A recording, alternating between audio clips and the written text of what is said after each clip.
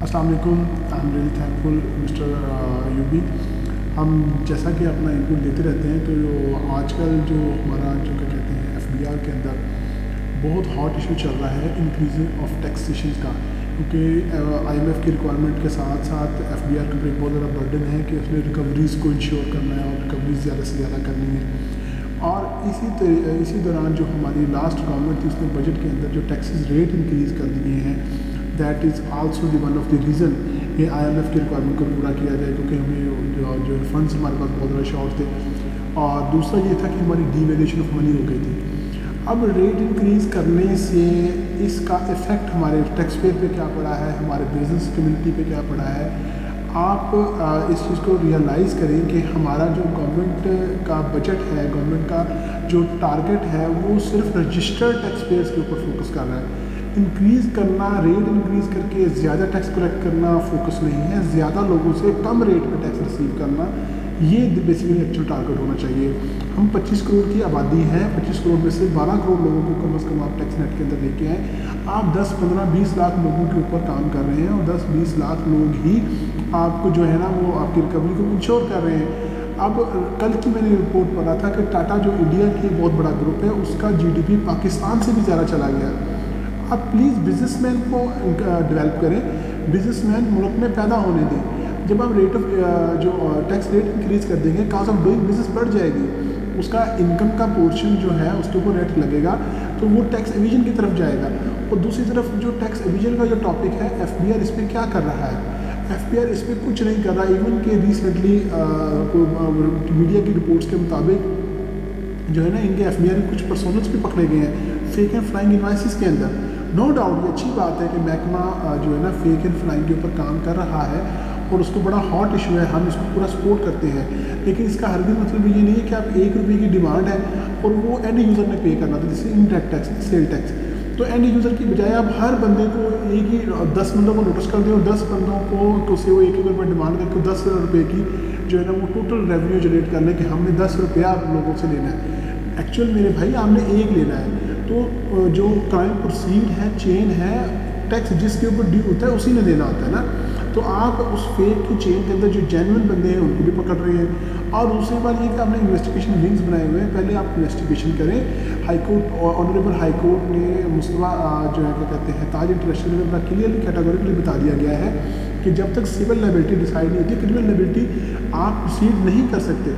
तो आप क्या कर रहे हैं, क्रिमिनल लायबिलिटी प्रोसीड कर देते हैं। एडमिनिस्ट्रेशन का ये हाल है, पाकिस्तान के एफबीआर का जो है उसका ये हाल है, क्रिमिनल प्रोसीडिंग प्रोसीड कर रहे हैं। आप टैक्स रेवेन्यू उसके ऊपर डिमांड ड्यू टैक्स करते नहीं हैं। हम बारगाह कोर्ट्स के अंदर कंटेस्ट करते हैं कि sir tax will be recovered when it is due under the law. जब ड्यू होगा देन ही वो आप रिकवर कर सकते हैं ना। आप लोगों के बैंक अकाउंट टच कर देते हैं, लोगों को FIR में नामजद कर देते हैं, लोगों के ऊपर एक अमाउंट को डबल एक ही अमाउंट के 3-3, 4-4, 10-10, 20-20 लोगों को इकट्ठे नोटिस भेज देते हैं। सो आपको एक तो इंक्रीज ऑफ टैक्स को रेट्स को आपने मैनेज करना है, दूसरा आपने टैक्स एडमिनिस्ट्रेशन को इम्प्रूव करें, तीसरा जो इसके अंदर मुझे ये टॉपिक दिया गया था आप टेक्नोलॉजी के ऊपर काम करें, क्योंकि हमारा IT सेक्टर जो है बहुत ज़्यादा जो है ना क्या कहते हैं पोटेंशियल रखता है। और अब क्या कर सकते हैं, हमारी मजबूरी है, हमें अपने हमसाया मुल्क इंडिया की जो है ना वो एग्जांपल कोट करने की। उसकी एक सिटी है वो पाकिस्तान से ज़्यादा GDP दे रही है IT सेक्टर के अंदर, और हम क्या कर रहे हैं, आए दिन IT बंद करके बैठे होते हैं, हमारा नेट सर्वर स्लो हो रहा होता है, हम 4G में बड़ी मुश्किल चल रहे हैं, हम लाहौर वाले जैसे बड़े शहर के अंदर बैठ के 4G नहीं चला पा रहे, आपका हर जगह पे कहीं कहीं जगह पे सिग्नल डाउन होते हैं। तो आप फर्स्ट ऑफ ऑल तो हमारे जो इस चैनल की तरफ से जो हमारा क्या कहते हैं PTA है, वो इस चीज़ को इंश्योर करें कि आप सप्लाई ऑफ जो इंटरनेट है वो प्रोवाइड करें। दूसरा जो हमारी इनकम टैक्स डिपार्टमेंट ने जो एग्जेम्पशन प्रोवाइड की हुई है IT सेक्टर को, उसको प्लीज़ इंश्योर किया जाए। IT सेक्टर वाले एग्जेम्पशन लेने जाते हैं, सॉफ्टवेयर एक्सपोर्ट बोर्ड की रजिस्ट्रेशन लेके आए, वो अपनी फिर एग्जेम्पशन अप्लाई करते हैं। आप ये पहले बताएंगे आप कंपनी है या सॉफ्टवेयर हाउस है, या आप क्या कहते हैं कौन से प्रोडक्ट सेल कर रहे हैं। तो मेरा ये आपको जो हमारी टैक्स अथॉरिटीज़ हैं, जिसमें हमारे चीफ कमिश्नर्स होंगे, डेफिनेटली हमारा प्रोग्राम देखते हैं, हमारा बोर्ड ऑफ रेवेन्यू के मेंबर्स हैं वो ये प्रोग्राम देखते हैं। तो तो ये उनको मैं एड्रेस कर रहा हूँ कि आप आईटी सेक्टर को जब आए तो अपने स्टाफ को ये बकायदा तौर पर क्लेरिफिकेशन नोटिफिकेशन इशू कर दी जाए, उसकी कम वेरिफिकेशन करके उसको एग्जामिशन दी जाए। जब वो एग्जामिशन होगी वो खुल के काम करेगा, वो रेवेन्यू बाहर अपनी प्रोडक्ट सेल करेगा, वहाँ से डॉलर आएगा। आज आपका डॉलर 300 रुपये पे है, अगर आप आईटी सेक्टर को अगर सपोर्ट करते हैं तो आपका डॉलर एटलीस्ट कम होगा, आपका जो रिज़र्व मैनेज होगा। दूसरी में आपको जो है ना, मेरा जो मोस्ट इम्पोर्टेंट जो क्या कहते हैं फोकस होता है वो होता है कि इम्प्लीमेंटेशन ऑफ द लॉ। मैं इस पे अपना कमेंट्स देना चाहूँगा कि इम्प्लीमेंटेशन ऑफ द लॉ जो है वो ये है कि आपका एक ऑर्डर होता है ऑफिसर का। हम लोग एज आ लीगल कंसल्टेंट, लीगल सर्विसेज के बंदे हायर कोर्ट्स में जाके उस ऑफिसर की गलती को पॉइंट आउट करके वो सारे का सारा ऑर्डर नल्ड करवा देते हैं। तो मकसद ये होता है कि मैं भी टैक्स स्टेट के साथ ही बोला क्या तो हम हैं, मकसद मेरा ये है ये बात एड्रेस करने का कि आपके ऑफिसर को चाहिए उसको इतना प्रेशर ना दें कि वो दिन में 10-10 ऑर्डर करे। आप उसको ये बताएं कि एक ऑर्डर करें लेकिन वो ऐसा ऑर्डर हो जो जिसको लॉ सपोर्ट करे। आप इलीगल एक्ट करते हैं जब डेफिनेटली प्रेशर होता है, ऑफिसर अपनी एडमिनिस्ट्रेशन को मैनेज नहीं करता, काफ़ी लीगल स्टेप्स को बाईपास कर देता है, चीज़ों को वेरीफाई नहीं करता, तो जिसकी बिना पे टैक्स आप जनरेट तो कर देता है लेकिन टैक्स रिकवर नहीं हो पाता।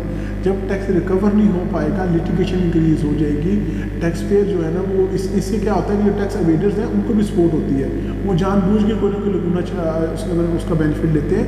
तो मेरी ये humble submission before the tax authorities हैं कि आप इसको एड्रेस करें, आप अपने ऑफिसर्स का टारगेट बनाएं, बल्कि ऑफिसर आंसरेबल हो अपने ऑर्डर का।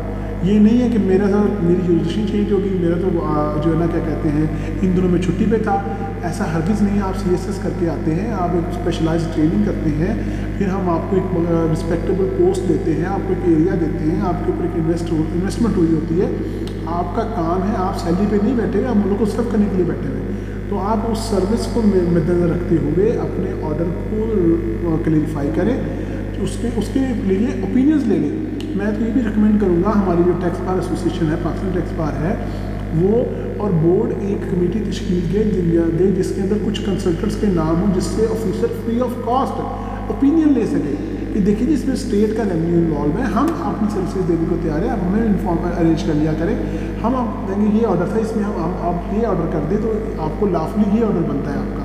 तो जिससे ये होगा कि लिटिगेशन कम होगी, रेवेन्यू ज़्यादा कलेक्ट होगा, कोर्ट्स के ऊपर बर्डन कम होगा। कोर्ट्स भी क्या करें, मजबूरी है, IMF की रिक्वायरमेंट है, फाइनेंस डिवीजन रिकवरी करती है, कोर्ट्स भी रेवेन्यू माइंडेड होकर सोचना शुरू हो गई हैं।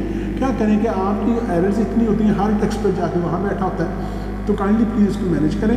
इंशाल्लाह तबारक ताला हम अपना जो पार्ट है, पॉजिटिव पार्ट सोसाइटी में, डेवलपमेंट ऑफ टैक्सेशन में, लेजिस्लेशन में अपना अदा करते रहेंगे। Thank you. देखिए प्रोग्राम टैक्स और अफजल अयूबी के साथ।